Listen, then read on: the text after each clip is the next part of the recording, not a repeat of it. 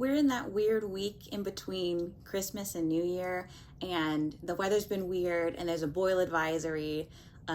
So let's talk about some good books, shall we? Hey everybody, my name is Ashley Hannah. I'm the Moody Reader, and today we get to talk about the best books of the year. Again, like my other video, not up for debate. These are really good books. What makes a book a best book of the year is if it has to elicit some kind of, again, emotion. So all of these books on this list made me cry or laugh, or I just couldn't put them down. And all of the books on this list I would, without a doubt, read again. Like, that's the main thing. If I wouldn't ever read it again, it's not a favorite. And the weird thing about this list is that I gave some of them 4 stars, and I need to rethink that because clearly I was off my rocker and it just didn't hit me at the time. But then I thought about it. You know when you finish a book and you're like, that was really good, and then you think about it more and you're like, I'm still thinking about that book now. So these are the books that I still think about pretty much every single day. What can I say? So first, we're gonna start off with some honorable mentions because some of these books, like, I couldn't justify giving them the distinction of the best book of the year. Also, we're not gonna rank them. Like, that would be way too much mental gymnastics for me because I can't quantify what makes it like 1 to like however many books I have in this list. But there's an honorable mentions list because they either made me cry, but like the plot itself wasn't like mind-boggling, mind-bending. So the first honorable mention is Sea of Tranquility by Emily St. John Mandel. Did I butcher that?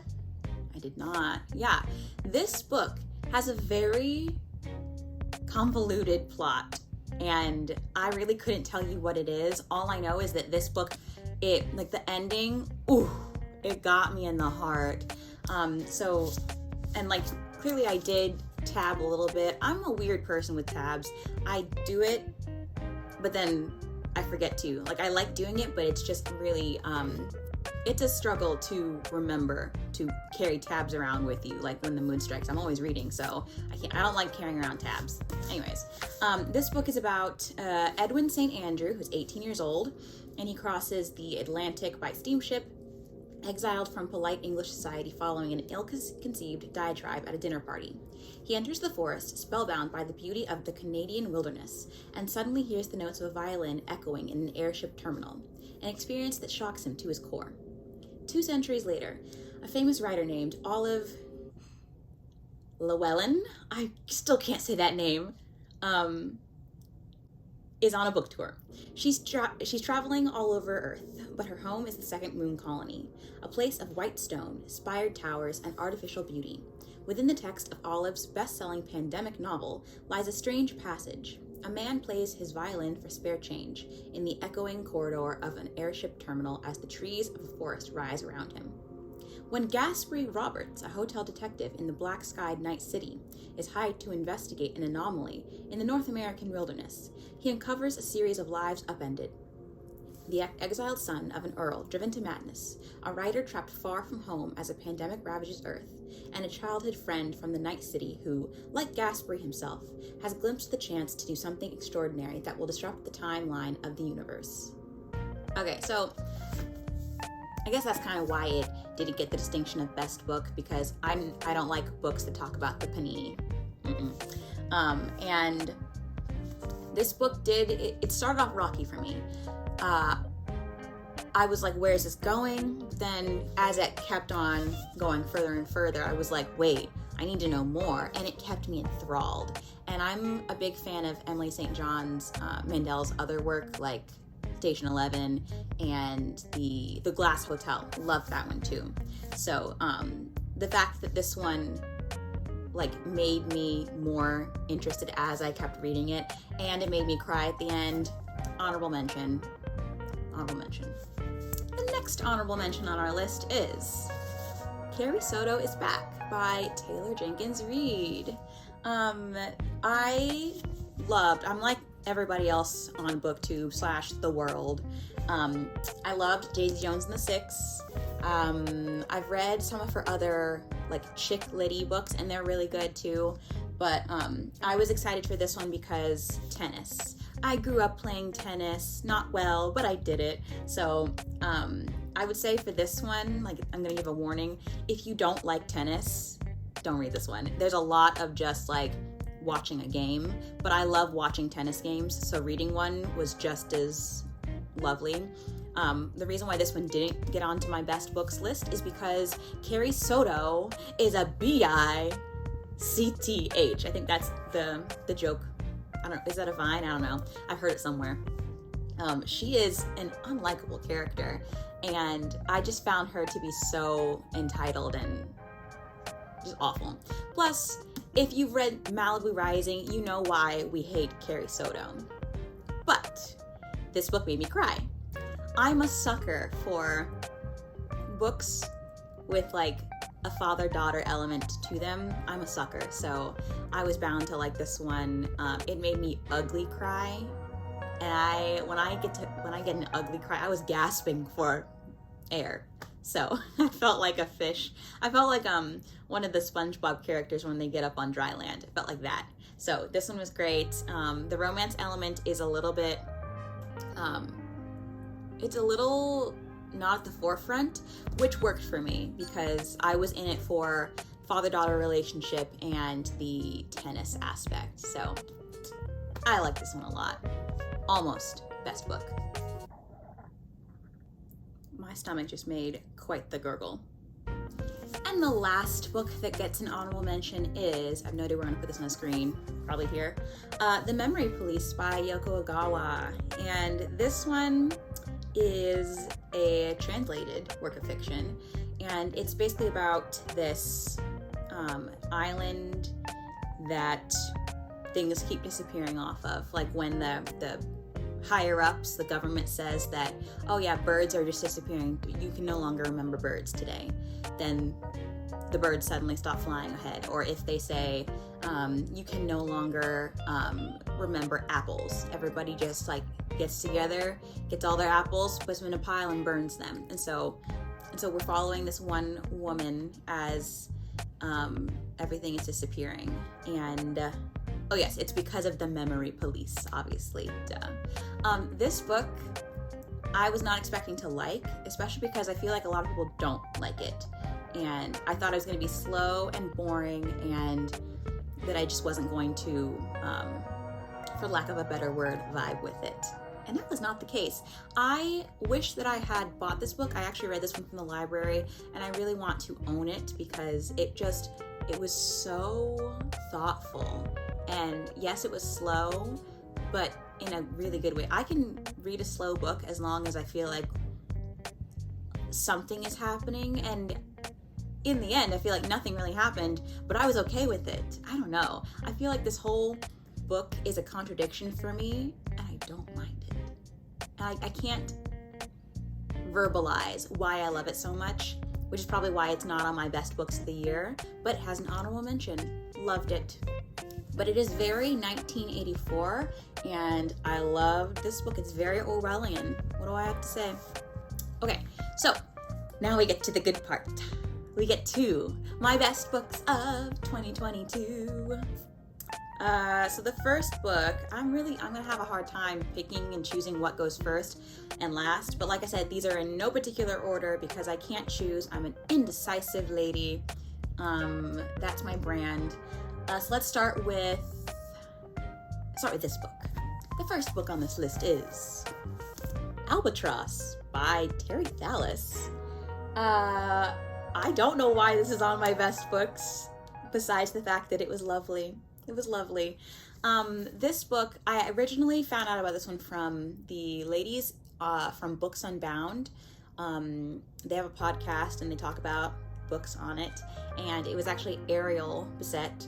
She loved this book and she was like telling everybody and their mom to read it. And they even do like a a giveaway because this book doesn't get sold in America. It gets sold in Canada and like nowhere else. So I got this one off of Book Outlet after I failed to win one of their contests when they give out the book. So I didn't win the contest, but I really did want to read it, and I found it on Book Outlet, so I bought it. And this is about this student named Adam Coriel, and he's in high school.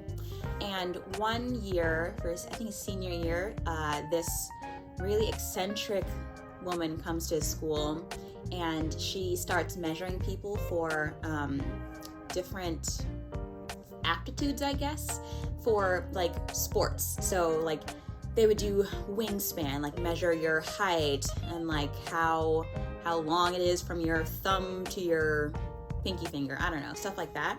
And there was this theory that, you know, if you put in all of these measurements, that you could find what you were statistically the most likely to be good at, like without having any talent for it. And so this student gets measured, and he finds out from this teacher that he should be a great golf player. Wonderful. Besides the fact that he's never played it, and he has no particular longing to play it. He wants to be a writer, and the book basically goes on following his path, whether he wants to ride this golf train and see where it can take him, or, you know, do something that he loves, which is writing. And I like this book a lot. I love this book a lot because it talked about that innate talent versus passion discussion. Because, I mean, it is a little bit like tricky. It's like, are you going to do something that you know you're good at and can further your life, give you a good life, or are you going to take a chance on something that is your passion but you might not be the best at? I don't know. This one, I love books that span a lot of time. So you go from teen years to adulthood with this one, and I just wasn't expecting to love this so much, especially because I don't like golf. I'll watch it, but I've never played it. I don't have any inclination to, but now I might. And I kept thinking about this one after I read it, so that's why it's on the best books list. It was beautiful. It was like heartwarming at the end. Very heartwarming. The next books, plural, on my list are the books in the Gentleman Bastard series. I recently, and this is by Scott Lynch, I recently read the first one and then kept going with the next two. Even though, is this series going on forever? I think it's going to go on forever. There's like 4 more books that are going to come out. I'm undecided as to whether or not I want to read them. But this first book, at least, The Lies of Locke Lamora, I read, this is my father's copy actually. I don't have a copy of the first one. This one is about this urchin little boy who is an orphan, and he's just really good at picking them pockets. And he has this crew of friends. It's kind of like Robin Hood, only vulgar. And I just loved it. I like a heist book. That's something that I'll always love. I love heist books. And I also just really love when authors are so, like, this author, Scott Lynch, is so smart. He can plot something and then make you forget that he was plotting that thing, and then it comes back and you're like, whoa, where did that come from? I love it. I think he's a genius. And this last book, The Republic of Thieves, this one is probably, I don't know if it's my favorite of the trilogy. I don't know. Definitely my least favorite of the 3, which is like, I think most people's least favorite, is Red Seas Under Red Skies. It was just, I guess I don't like books set on boats. I don't know. I liked it, but the middle was a little bit eh. Oh, but then this one made me cry a little bit.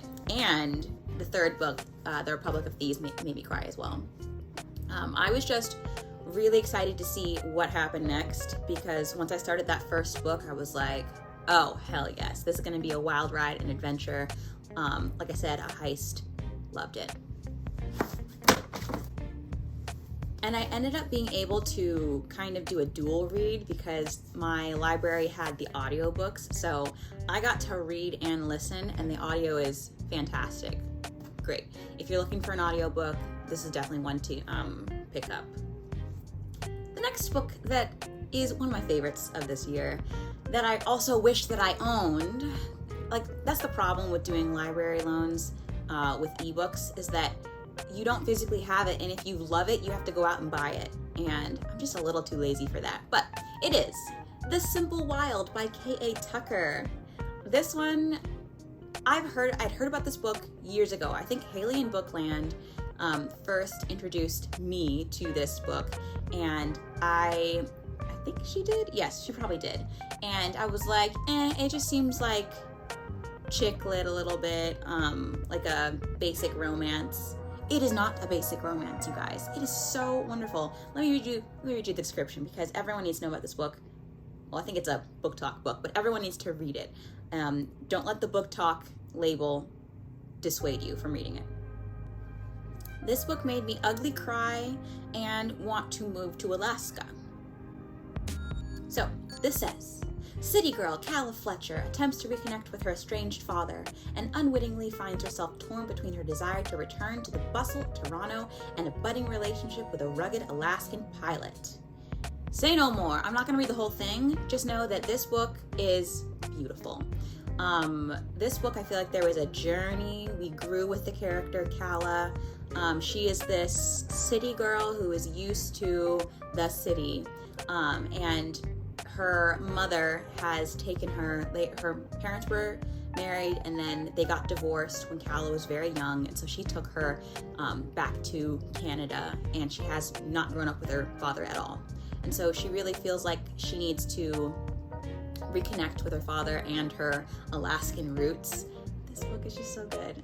Like, the romance, the father-daughter relationship, the setting of wild Alaska. Ugly cried, love it. I don't know if I can say anything else about this book that anyone else has not said. I will say the sequel, I liked it, but I felt like there were a lot of things that, like a lot of miscommunication things that like didn't need to be done, I guess.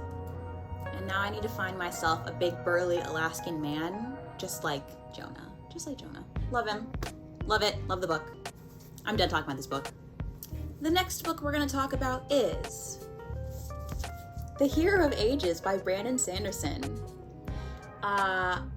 Apologies if you can hear my neighbor's pressure washing, by the way. This book, I originally read the first 2 years ago and loved the first book, which was The Final Empire. I thought the second book at the time was kind of meh, and so then I didn't ever finish the trilogy. But then I had the urge this summer. I was like, I need to just finish the trilogy. So I went back and I reread the first book, still loved it. Reread the second book, gave it 5 stars. I was like, what was I missing? And then I proceeded on to this one, this bad boy. And this one, if you don't know about the Mistborn trilogy, where have you been? But that one is about this urchin girl, ska girl, Vin, who falls in with this crew of basically thieves and a mastermind named Kelsier. And they all live in this world where people have powers. They can be mistings, where you have the ability to ingest metals or a metal and use it to do something. You can burn it. And so you can either burn steel, copper, brass, zinc, anything. And that can do something, like you can affect emotions, or you can push and pull on metals, stuff like that. Or you can be a Mistborn who has the power to use all of the metals, like our Kelsier. And so that book is mostly a heist and is tragic at the very end. And then you have the second book. Could not explain that one to you if I tried. And this one was an epic. This was a finale to end all finales. I got more of my favorite characters, Vin and Ellen. I also love this book series because Brandon Sanderson writes a lot of theologically inspired novels, and I love talking about theology, and this one kind of just expands on that premise in general. I am also just a big Brandon Sanderson fan at this point. I am reading the Stormlight Archives. Yes, I'm reading that currently. I'm up to the 4th book. I haven't read the 4th book yet, but this book hits you hard in the feelings.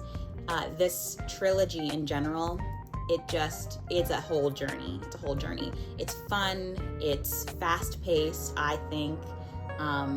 It's technically YA, so it's very readable. And the characters are where this book really shines, because there's a whole cast of characters that are just so lovable. I just love them. Like, whenever they got hurt, I got hurt. So this one was a great read. The next book we're going to talk about is The Archived by, what's her name in this? Victoria Schwab, who also has the pen name V.E. Schwab, and she writes things like Vicious, which I also loved, and the Darker Shade of Magic trilogy. And this one is a YA novel about this girl named Mackenzie Bishop, and she has recently moved into this creepy hotel that's turned into an apartment, and she is leading a double life because she is a keeper, and keepers are basically like Ghostbusters. They patrol and make sure that ghosts don't get too ornery. And so she's basically Hannah Montana, but make it ghosts. This book was amazing. The sequel, I need to include the sequel into this best books of 2022, because the sequel, The Unbound, beautiful, love it. This is just a really good story. Like, I feel like this book got a lot of hype back when it was published. When was it published? It was published in 2013, and I feel like it needs more love. I want a movie. I want a 3rd book. I want it all for this series, this duology. It's just so good.